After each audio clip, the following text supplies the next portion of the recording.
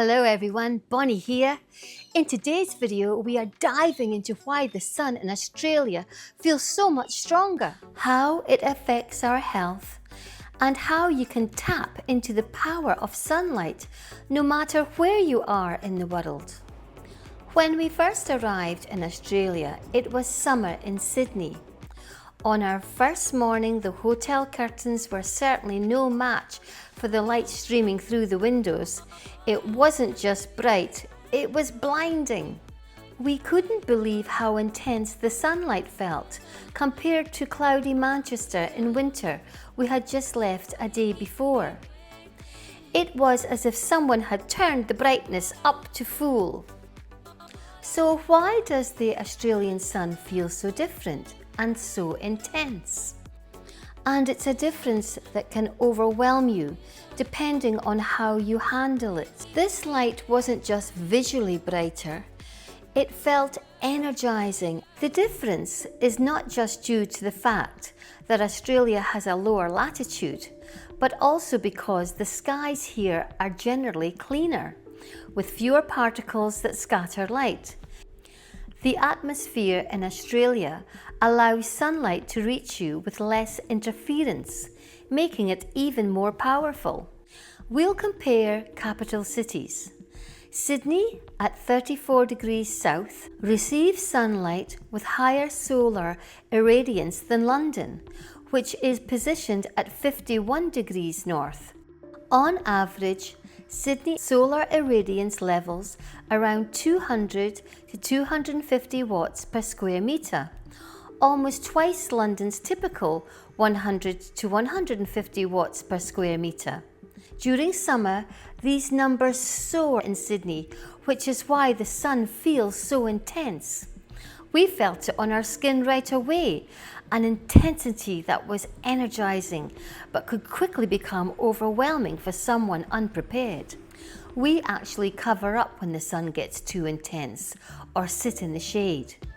The sun is about 150 million kilometers from Earth, yet it can still give us sunburn.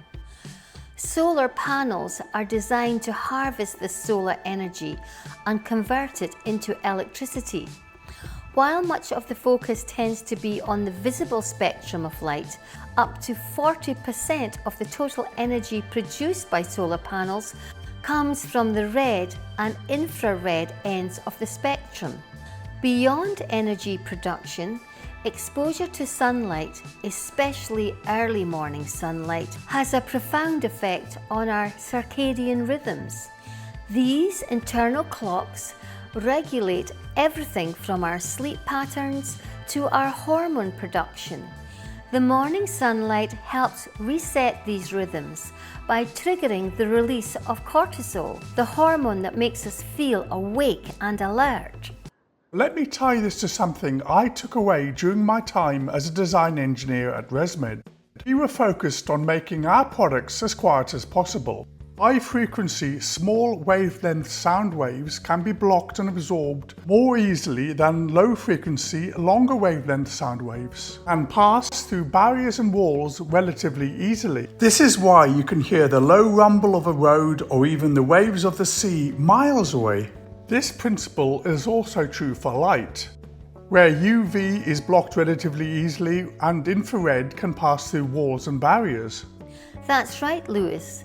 As wherever you are in the world, at sunrise and sunset, sunlight travels a longer path through the atmosphere, scattering shorter blue wavelengths and leaving us with the beautiful red, orange and yellow hues. During the day, blue and ultraviolet light are no longer totally scattered by the thinner atmosphere layer, with UV light responsible for vitamin D production, but also notorious for causing sunburn. However, infrared and red light can travel deeper into the body, pass through bone, into the brain and other internal organs. Now here's where things get fascinating. So, just like solar panels harness the sun's energy, your body can directly harness the energy from sunlight. As infrared and red light penetrate deeper into the skin and body, it can also reach the mitochondria, the powerhouses of our cells.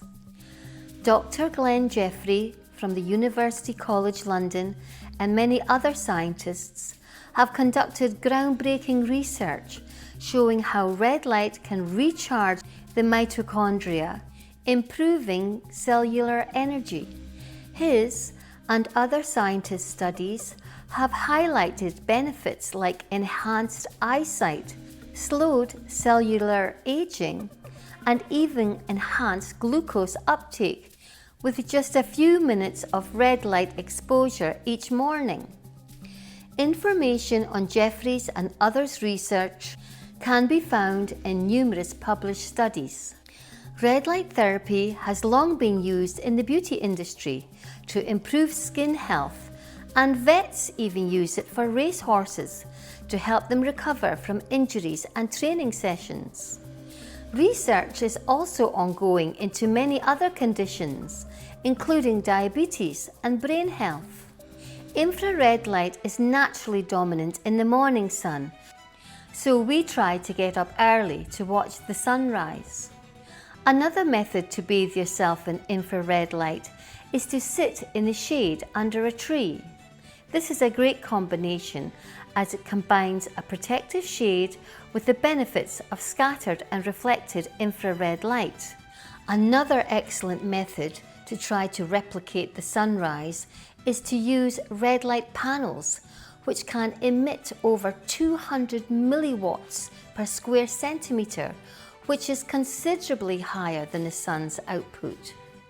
These panels can help bridge the gap when you can't get outside, and also may be beneficial for people living in climates where sunlight is scarce.